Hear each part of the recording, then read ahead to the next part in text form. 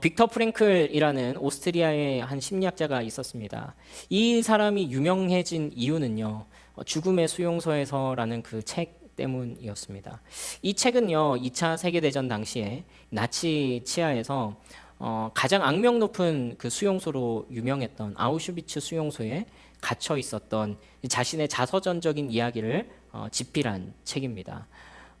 이 책에서 가장 유명한 일화 중에 하나가 이것인데요. 이 빅터 프랭클이 이렇게 수용소에 들어가게 됐는데 그 수용소 선배가 이 수용소에서 살아남는 팁을 알려주는 거예요.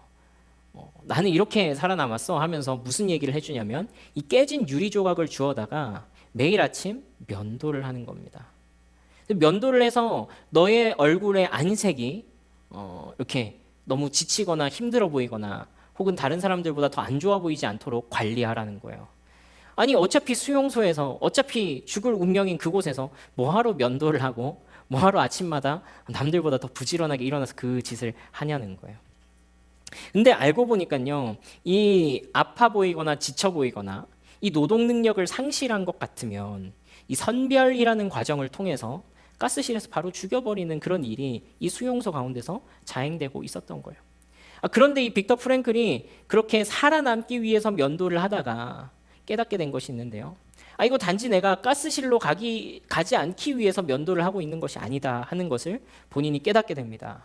그 어떤 의미에서 이 면도를 한다라는 것은요, 자신의 자존감의 그 마지막 한 조각, 내가 사람답게 살 수 있다라는 그 마지막 한 조각, 모든 것을 내가 통제할 수 없는 그 상황 속에서 내가 통제할 수 있는 이 영역, 나를 지키고 나의 이 외모를 꾸미고 내 안색이 변하지 않도록 최선을 다해서 노력하고 있는 그 행위를 통해서 나의 삶의 의미를 찾아가고 내가 이곳에서도 왜 살아남아야 하는지에 대한 의미를, 생의 의미를 다시 한번 더 발견되는 계기가 되었던 것입니다.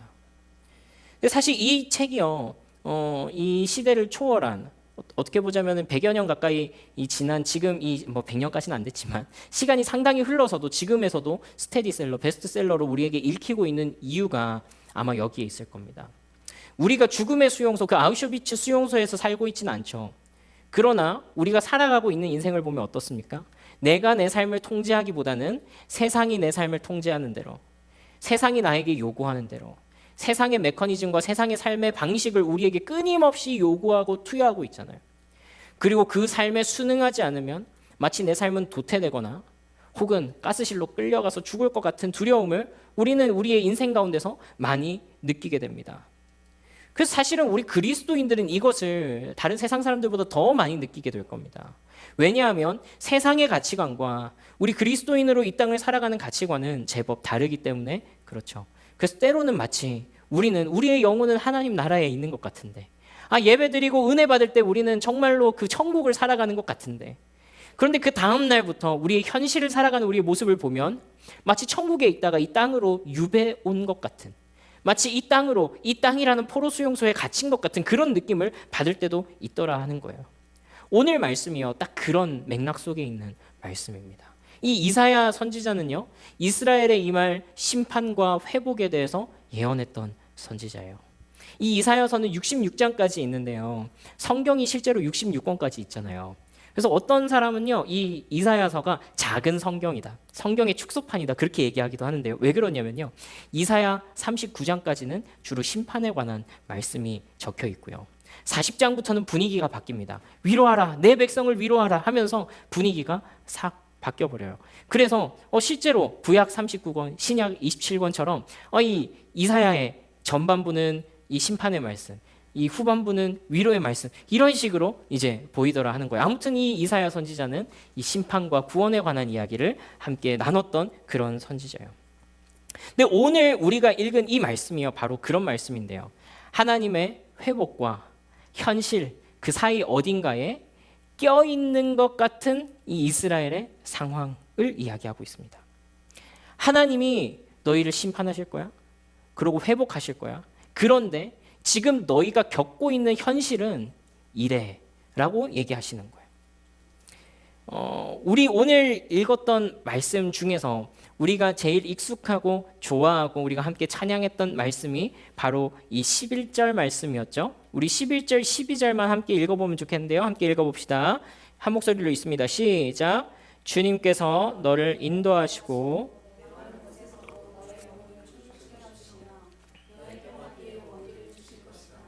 너는 마치 물된 동산처럼 되고 물이 끊어지지 않는 샘처럼 될 것이다.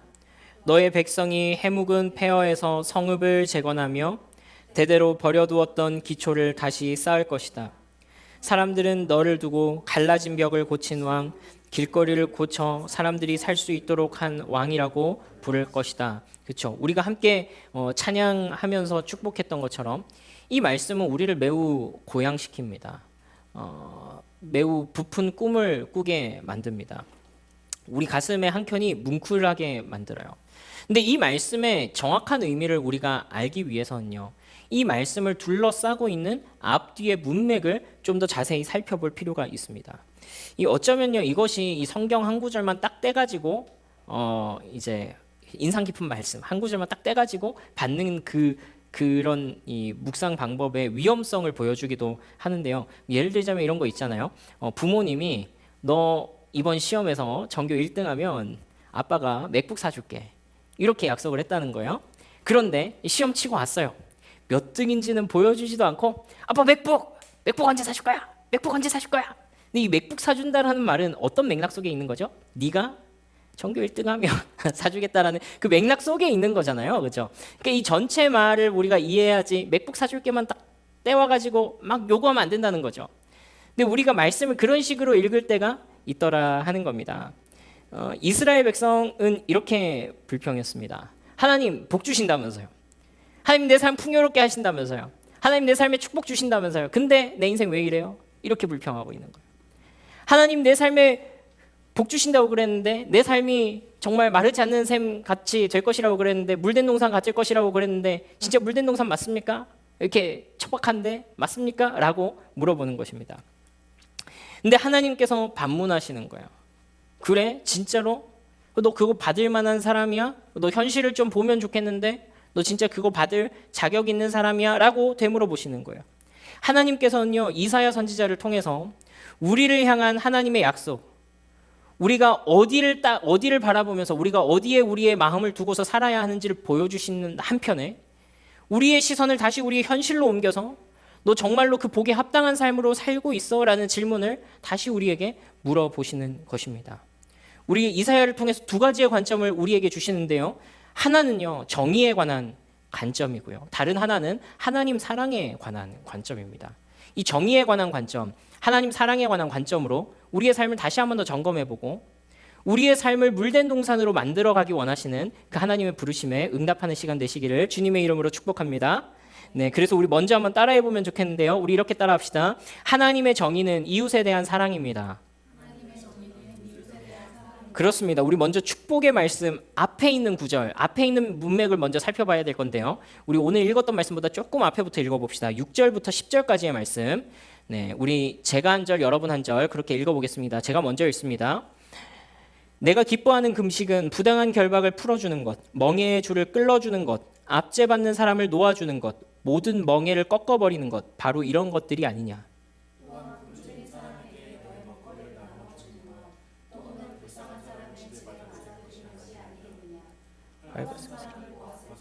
그에게 옷을 입혀주는 것, 너의 고륙을 피하여 숨지 않은 것이다. 그리하면 내 빛이 새벽 햇살처럼 비칠 것이며 내 상처가 빨리 나을 것이다. 내 의를 드러내실 분이 네 앞에 가실 것이며 주님의 영광이 네 뒤에서 호위할 것이다.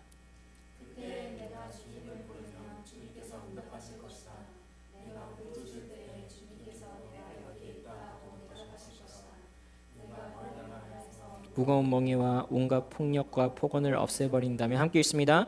네가 너의 정성을 굶주린 사람에게 쏟으며 불쌍한 자의 소원을 충족시켜주면 너의 빛이 어둠 가운데 나타나며 캄캄한 밤이 오히려 대낮 같을 거야.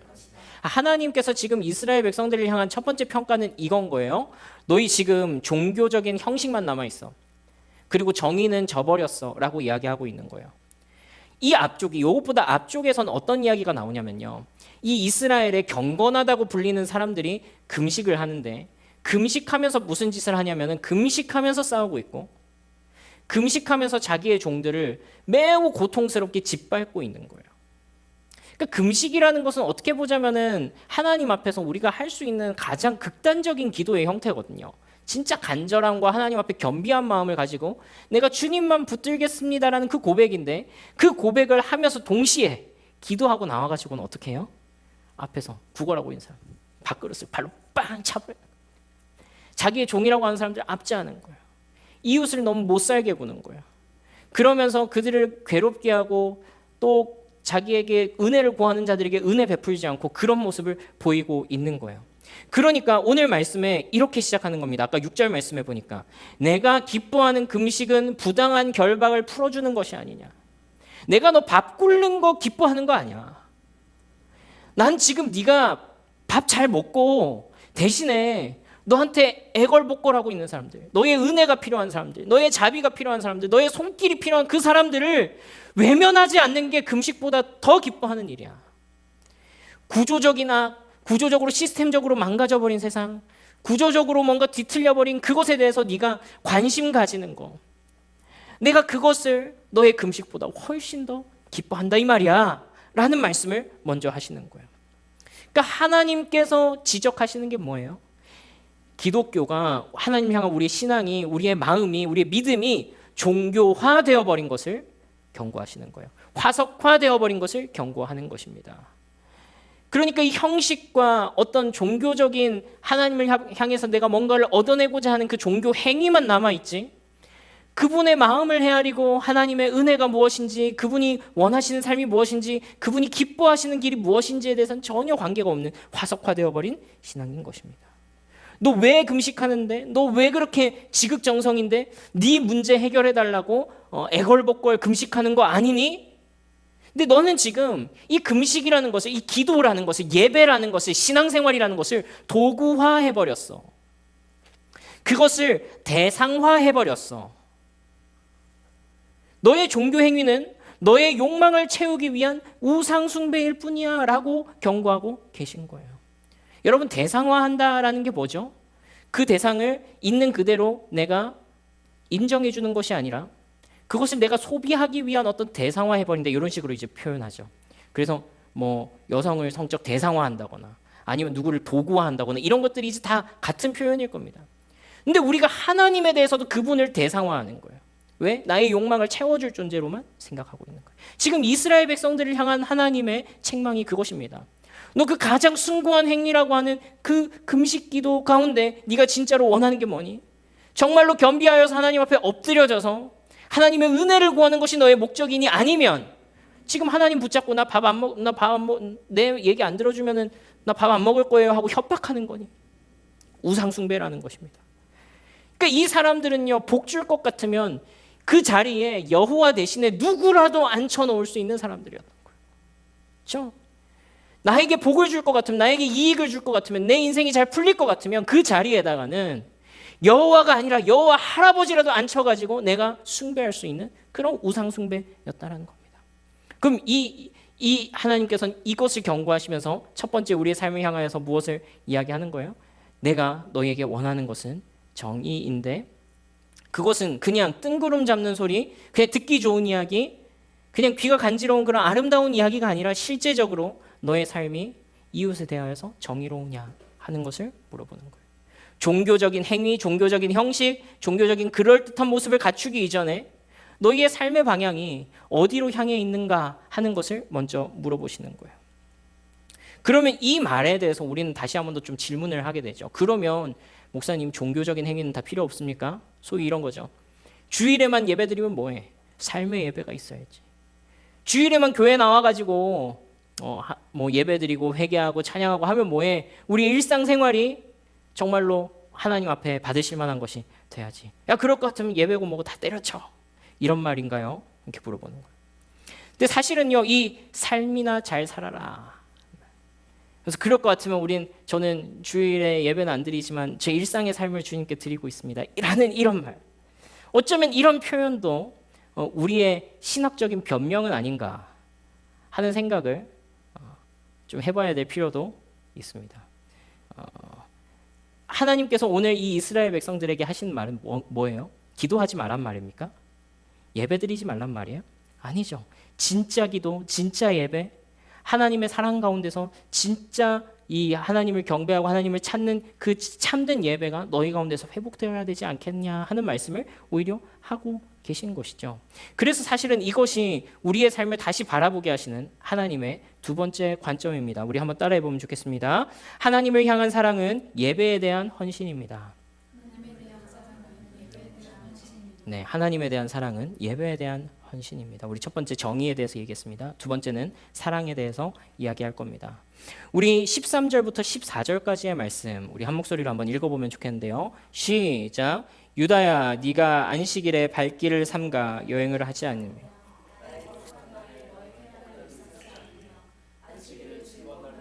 부르며 주의 거룩한 날을 존귀한 날이라고 한다면 그리고 이 날을 귀하게 여겨서 네 멋대로 하지 않으며 너 자신의 쾌락을 찾지 않으며 함부로 말하지 않으면 그때에 너는 주 안에서 즐거움을 얻을 것이다. 내가 너를 땅에서 영화롭게 하고 너의 조상 야곱의 유산을 먹고 살도록 하겠다. 이것은 주님께서 친히 하신 말씀이다. 이것이 이제 이스라엘이 자신을 돌아봐야 됐던 또 다른 그들의 현실이었습니다. 하나님께 예배하는 날로 구별했던 안식일에 어떻게 했다는 거예요? 이거 반대로 해석하면 이들의 현실이 어떠했는지 알 수 있겠죠? 사실은 하나님의 율법 분명하게 존재했음에도 불구하고 안식일에 여행했어요. 안식일에 자기 쾌락을 위해서 살았습니다. 반대로 그것을 지켜야 하는 즐거운 날, 주 안에서 즐거운 날로 여긴 것이 아니라 의무로 여겼습니다. 괴로운 날. 안식일이다. 하필 내가 유대인이라 가지고 안식일에 아무것도 못하고 내가 여기 매여 있어야 되네. 예배가 이들에게 짐이 되었던 거예요. 그러니까 이 하나님과의 관계가 망가져 버렸을 때 이 두 가지가 다 문제가 생기는 거예요. 뭐냐면은 이 기도라는 것, 신앙생활이라는 것이 하나님과의 관계 속에서 진짜로 나에게 기쁘고 그분과의 관계가 더욱더 깊어지는 방향으로 가는 것이 아니라 그냥 형식만 남고 나의 요구를 관철시키기 위한 어떤 종교적인 형식주의, 종교만 남아있는 그런 껍데기만 남아있는 신앙이 되더라고요. 반대로 실제로 마음을 들여서 해야 되는 그 행위들은 모두 다 우리에게 짐이 되는 거예요. 그렇죠? 무거운 짐이 되는 거예요. 그래서 이 일 라인을 넘어간 사람은 그 공동체 안에서 박수 받는 사람이 되고 이 라인에 도달하지 못한 사람은 죄인으로 정죄되는 그런 비극이 있는 거죠. 여러분, 사랑 없는 종교 행위는 무조건 율법화되고 괴로울 수밖에 없죠. 이사야 선지자는요, 이 사람들의 형식화된 신앙생활, 그리고 금식을 하면서도 다른 사람들을 착취하고 다른 사람들을 괴롭게 하는 이 사람들의 모습을 보면서 그럴 거면 그거 하지 말라라고 이야기합니다. 그러니까 이 사람들이 뭐라고 그래요? 그래요? 그러면은 차라리 예배 드리지 않겠습니다. 주님께서 그렇게 괴로워하시면은 제가 예배를 드리지 않도록 결단하겠습니다. 이렇게 얘기를 하는 겁니다. 그러니까 삶부터 좀 잘 살고 돌아올게요. 내가 내 삶을 조금 더 바르게 만든 다음에 다시 예배하러 올게요. 이런 말들이 사실은 무엇이었다는 거예요? 다 핑계였다는 거예요.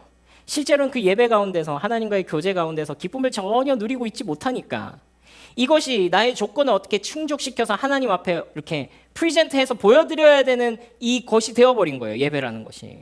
근데 이사야 선지자가 지적하는 것이 진짜로 예배 드리지 말라라는 말이냐 하는 말이에요. 그게 아니죠. 이사야 선지자가 진짜 지적하고 싶은 건 이거 아닙니까? 너희가 지금 하나님에 대한 사랑이 없다. 너희가 지금 하나님에 대한 사랑이 없다. 이렇게 말하는 거예요. 그 힌트가 어디 있냐면 14절 말씀에 있습니다. 우리 14절 말씀에 보니까 이렇게 되어 있습니다. 그렇게 하면 주 안에서 즐거움을 얻을 것이다. 이렇게 말합니다. 여러분, 이사야 선지자가 이렇게 약속하는 거예요. 너희가 이웃들을 돌아보고 하나님 앞에 온전한 예배를 드릴 때 하나님 너희에게 주시는 복이 있어. 너희가 주 안에서 즐거움을 얻을 거야. 근데 여러분, 이거 매력적이세요? 이 약속이 진짜 매력적입니까? 주님 안에서 즐거운 거, 주님 안에서 행복한 거, 주님 안에서 만족스러운 거, 이거 진짜로 여러분 매력적이에요? 여러분, 사실 우리는 별로 이것이 매력적이지 않을 때가 훨씬 더 많아요. 사실 우리의 종교 행위는요, 주 안에서 즐거움을 얻는 것 말고 주님을 이용해서 복받는 즐거움을 누리고 싶은 게 사실 훨씬 더 솔직한 우리의 마음이란 말이에요. 주님을 믿었더니 이렇게 되고 싶어요. 주님을 믿고 그 안에서 거하고 싶은 게 아니라 주님을 믿었더니 이렇게 되고 싶다고요. 주님을 믿어서 이 자리까지 도달하고 싶다고요. 그걸 통해서 즐거움을 얻고 싶지, 너 주 안에서 즐거울 거야. 세상에서 봤을 땐 잘 모르겠는데 주님 안에서는 행복할 거야. 주님 안에서 만족스럽게 될 거야. 이것이 매력적이지 않더라는 거예요. 이게 무엇에 대한 증거예요? 내가 별로 하나님을 사랑하고 있지 않구나 하는 것에 대한 증거입니다. 네, 우리는 자주 정말로 이렇게 생각해요. 이것이 우리를 향한 축복의 약속, 이 가운데에 있는 이 11절, 12절 말씀을 우리가 제대로 이해하기 위해서 돌아봐야 할 앞뒤의 문맥이에요. 두 가지 관점이에요. 쉽게 말하자면 우리 속에 진짜 하나님을 사랑함이 있는가, 그리고 이웃에 대한 정의가 드러나고 있는가 하는 것입니다. 하나님에 대한 존중은 예배로 드러납니다. 모든 날이 주님의 것입니다. 내 삶은 주님의 것입니다. 라고 하면서 정작 우리는 이 한 시간을 드리지 못하는 것을 많이 보게 됩니다. 이 한 시간을 주님 앞에 헌신하지 못한다면 하나님에 대한 우리의 모든 일상의 존중이 진실된가 하는 것에 대해서 다시 한번 돌아봐야 하는 것입니다. 그리고 그것은 반드시 우리의 이웃에 대한 정의로 드러나야 됩니다.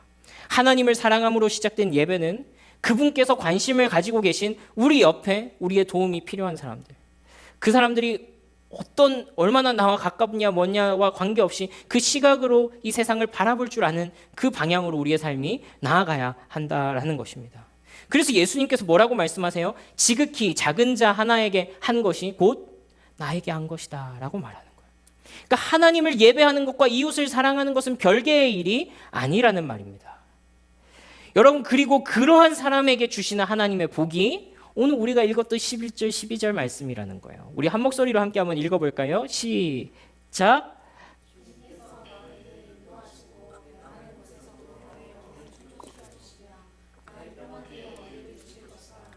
너는 마치 물된 동산처럼 되고 물이 끊어지지 않는 샘처럼 될 것이다. 너의 백성이 해묵은 폐허에서 성읍을 재건하며 대대로 버려두었던 기초를 다시 쌓을 것이다.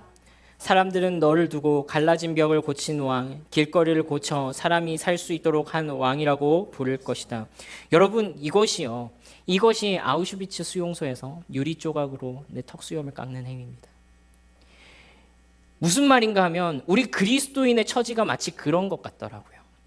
때로는 우리의 삶이 하늘의 시민권을 가지고 있는 것 같지만 하늘의 시민권을 두고 살아가는 것 같으면서도 또 동시에 이 땅의 원리에, 이 세상이라는 수용소에, 이 세상이 요구하고 나에게 강요하고 그렇게 살아야만 한다라고 압박하고 있는, 거기에 순응할 수밖에 없는, 그렇게 강요당하는 것 같은 삶을 살더라는 거예요. 그러면 여러분, 어떻게 이 땅에서 하나님 나라의 그 백성으로서의 품위를 유지하면서 살겠냐 하는 거예요.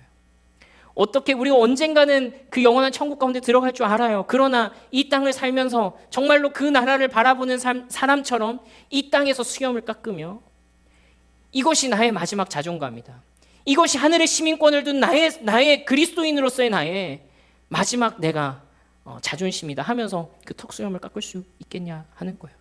세상의 원리를 강요받으면서도 이 세상에 속한 자가 아니라는 것을 어떻게 보여주겠냐 하는 것입니다.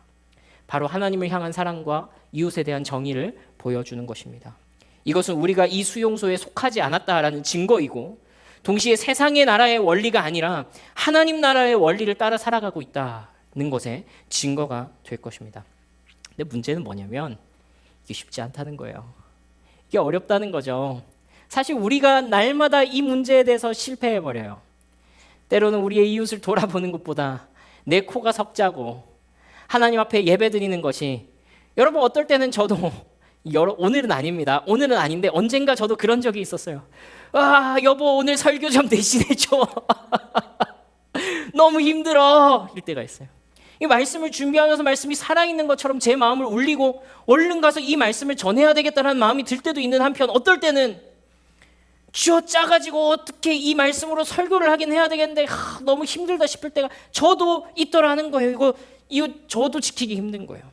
여러분, 만약에 제가 여기까지 하고 설교를 끝내버리게 되면요, 저는 오늘 여러분들에게 지킬 수 없는 짐만 져주고 그냥 아우슈비츠에서 그냥 죽으세요 하는 것과 똑같은 거예요. 근데 여러분, 우리가 그게 안 되기 때문에, 우리에게 그것이 힘들기 때문에 우리에게 오신 분이 계세요. 바로 예수님이십니다. 근데 예수님이 오셔서요, 정확하게 이 말씀을 하세요. 무슨 말씀을 하시냐면요, 우리 누가복음 4장 18절에서 19절 말씀 한 목소리로 읽어보겠습니다. 시작. 주님의 영이 내게 내리셨다. 주님께서 내게 기름을 부으셔서 가난한 사람에게 기쁜 소식을 전하게 하셨다. 주님께서 나를 보내셔서 포로된 사람들에게 해방을 선포하시고 눈먼 사람들에게 눈뜸을 선포하고 억눌린 사람들을 풀어주고 주님의 은혜의 해를 선포하게 하셨다. 그렇죠. 예수님께서 하신 그 일이 그거예요.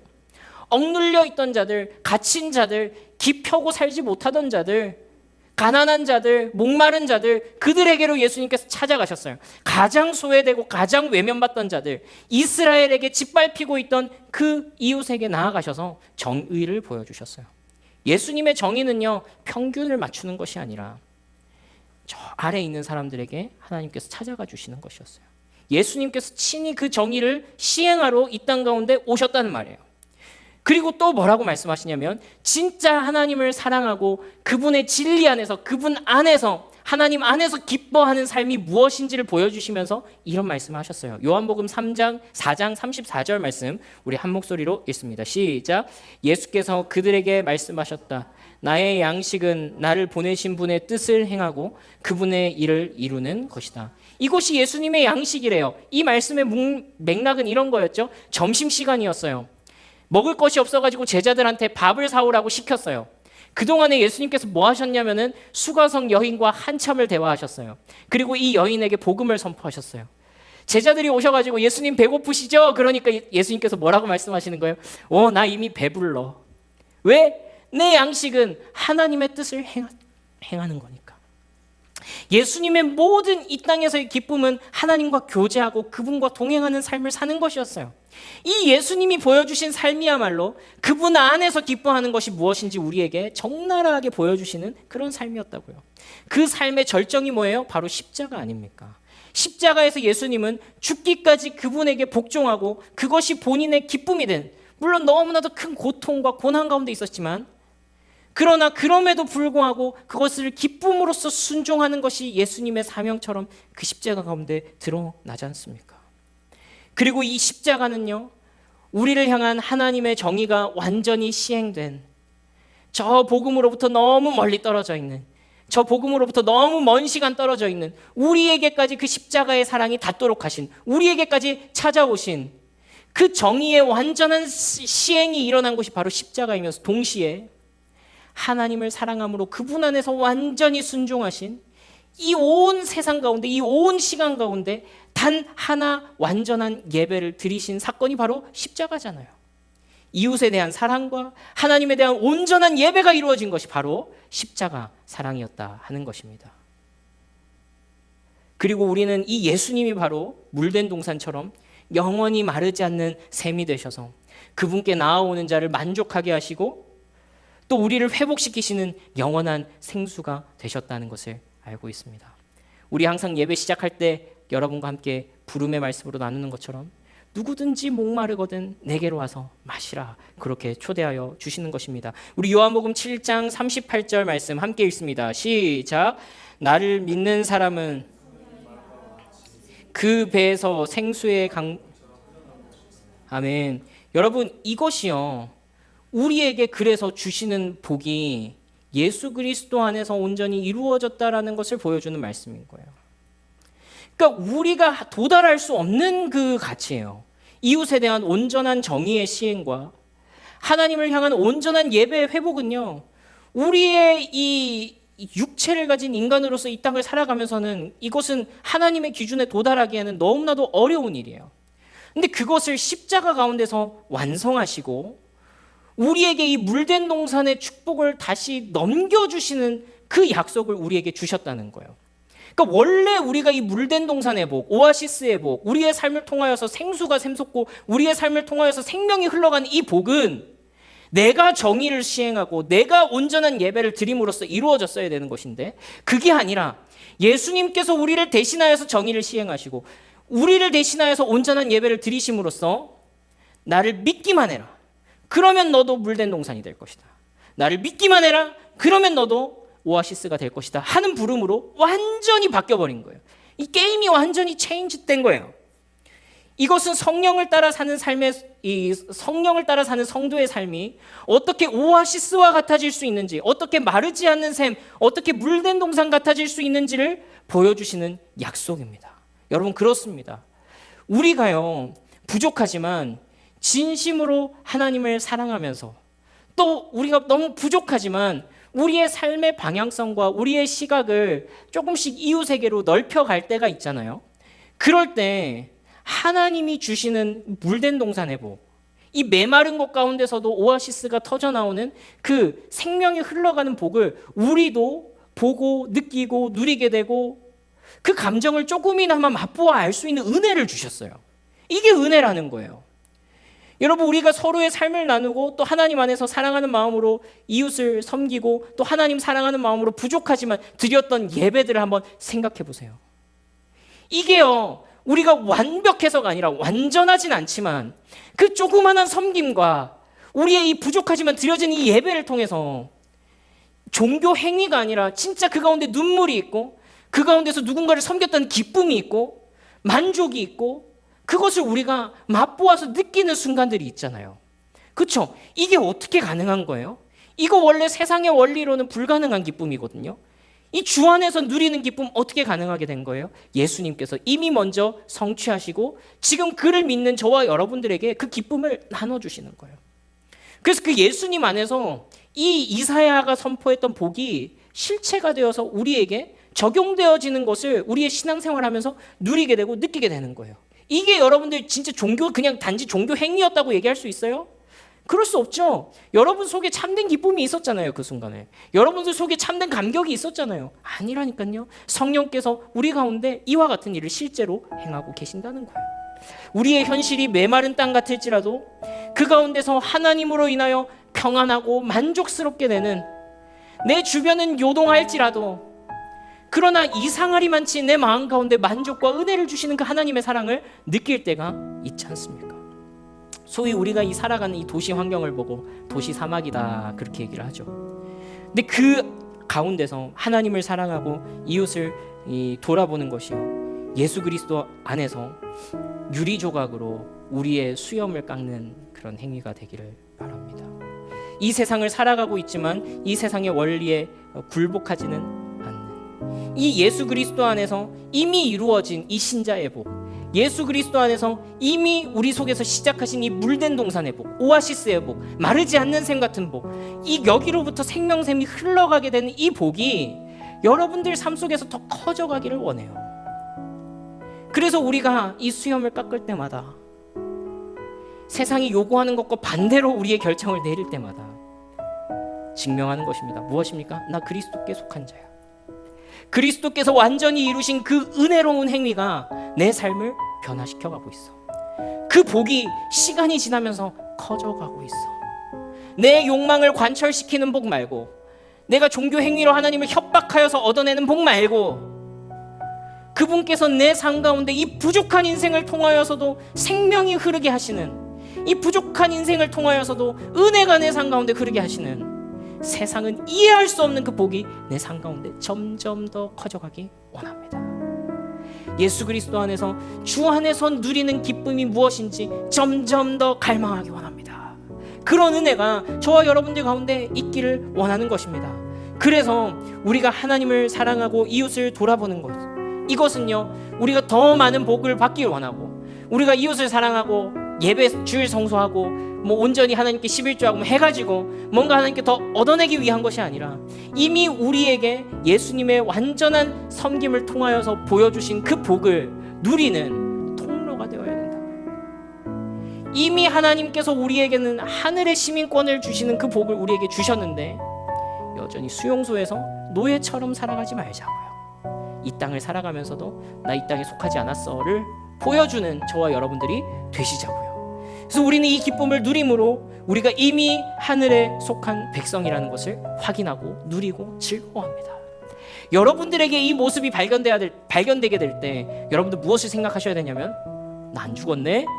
이렇게 얼마든지 생각하셔도 돼요. 나 하나님 백성 맞네? 얼마든지 생각하셔도 돼요. 하나님이 내 삶에 기쁨을 주시네? 생각하셔도 돼요.